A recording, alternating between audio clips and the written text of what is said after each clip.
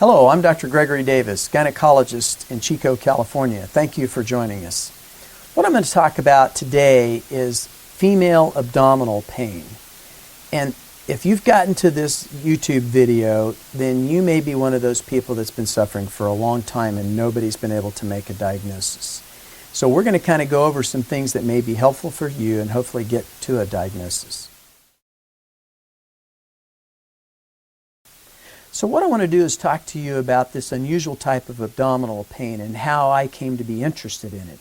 And it all started probably 10 or 12 years ago when I had a 15-year-old patient that was brought in by her mom, who was a patient of mine, because she wasn't having periods. And here's a straight A student, doing well, likes school, who all of a sudden developed abdominal pain, and by the time she came to see me, she'd had 2 years worth of pain, had been seen by pediatricians, several pediatricians, been referred to a medical center, seen by pediatric GI doctors. She'd had upper GI, she'd had colonoscopies, they'd looked down with the scope, she'd had all kinds of imaging studies, CT and MRI, and nothing really turned anything up.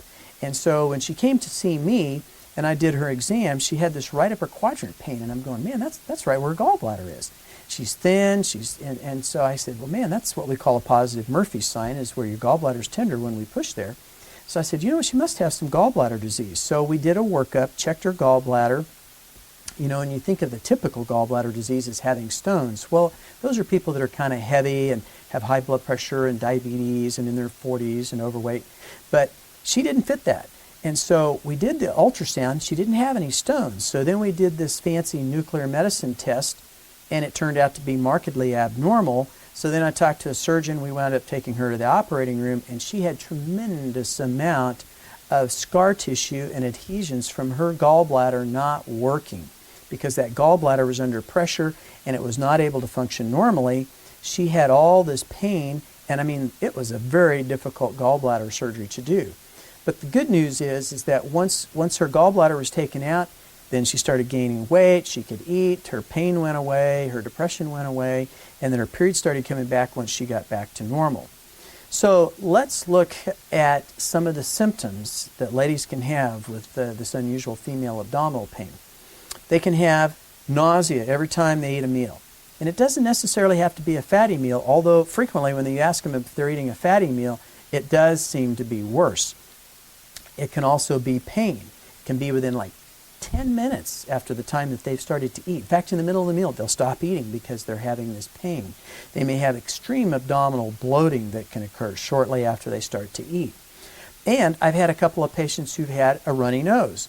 And you go, what's with that? Every time they sit down to eat, their nose starts to run. They have a Kleenex box sitting at their kitchen table. And it's because they're getting an allergic type of reaction. So all of a sudden I'm thinking, what? Why is this kind of going on? So if you're having some of those symptoms and you've been through a workup and you've been through this entire mystery tour trying to figure out what are these vague symptoms and what's causing them, let's look at some anatomy here and we'll talk about that, and then I think it'll connect the dots and you'll understand. Okay, so let's take a look at some of the anatomy and see if that maybe helps you to understand what's going on with this type of abdominal pain. So if we look here, you'll see the green is your gallbladder, and it makes these little secretions, and these secretions come down to what we call the common bile duct, and then they come into your bowel. So what's happening is that your gallbladder is making these bile acids to break down the fatty foods that are coming down from your stomach from eating. So what's interesting with these patients of mine is that they have, when they get ready to eat, they'll start to develop nausea, or they start to develop pain, or like the couple ladies have had this kind of a runny nose, and I'm thinking, what's going on with that? Well, if you think about it, when you get a runny nose, what's happening? Your mast cells in your nose are releasing histamine. And so I'm thinking there's got to be somewhere down here that's releasing histamine. So when we look in the anatomy, and I researched and find that in the walls of this common bile duct and the cystic duct, so in that tube, in the wall of that tube are mast cells. Those mast cells secrete histamine. And when they secrete histamine, guess what? When the wall starts to swell, the opening gets smaller. When the opening gets smaller, then pressure builds up back into the gallbladder. That's what causes the pain. So you can see that that pressure building up is going to cause some pain. Well, how do you diagnose it? Well, this nuclear medicine test is kind of interesting. What they do is that you come in fasting, make sure you've had an ultrasound so you don't have any stones.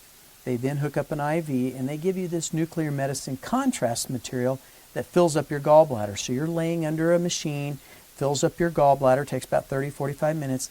Now your gallbladder's all full, so now they're going to simulate like you're eating.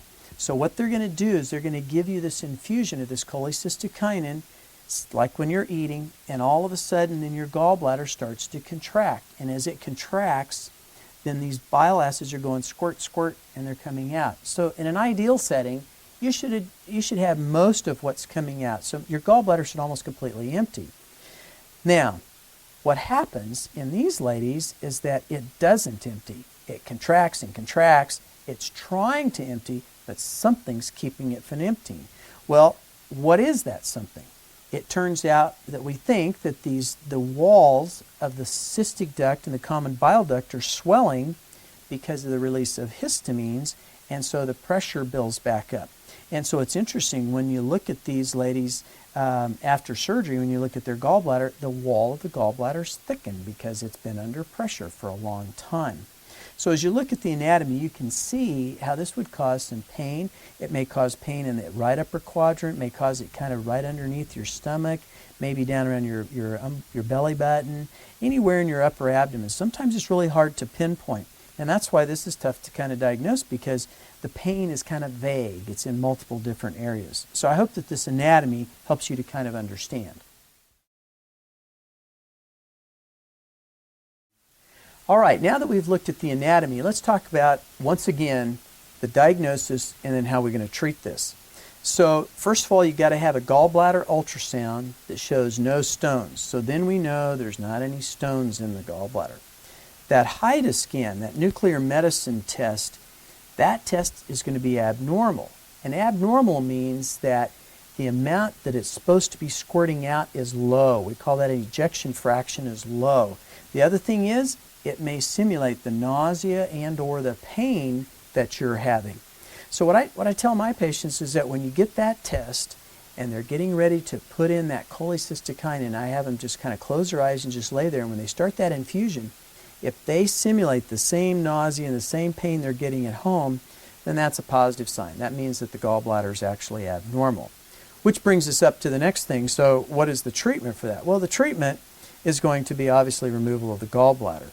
So that's obviously done as a surgical, it's an outpatient procedure, and you go home fairly quickly, and you're going to do really well after that. But let me just kind of give you a couple of tidbits of information that may be helpful for you. Frequently, ladies that have this type of gallbladder disease, and what the fancy name is acalculous cholecystitis. That means A means with no stones, so there's no gallbladder stones, but there's inflammation in the wall of the gallbladder. So ladies that have this gallbladder disease without gallstones, in my experience, frequently have several things. They're usually Caucasian, they're usually thin, they usually have a diagnosis of endometriosis somewhere in the past or have a history of painful periods, and they usually have a diagnosis of interstitial cystitis. And so it's been interesting. I have a lot of endometriosis patients and a lot of interstitial cystitis patients. That's how I found these, is that these ladies showed up in my office having continual abdominal pain for which nobody's able to figure it out. And so through the process of working through that, we figured out that they have a type of gallbladder disease. So here's some simple things that I found that are helpful. First thing is to realize that fatty foods make this worse, usually. May be kind of an allergic type of reaction. So taking an antihistamine, if you take an antihistamine, which you may take for your allergies, and that seems to help with your nausea after eating, then you may be on to something there. The other thing is that if you have a history of interstitial cystitis or endometriosis, then I think it's important to bring up to your doctor that maybe you have a gallbladder disease that's going on. The good news is that if this is caught early, usually you're going to do very well. But it's like anything else. If you go for years and years with pain and it hasn't gotten taken care of, then your body's making a memory of that pain.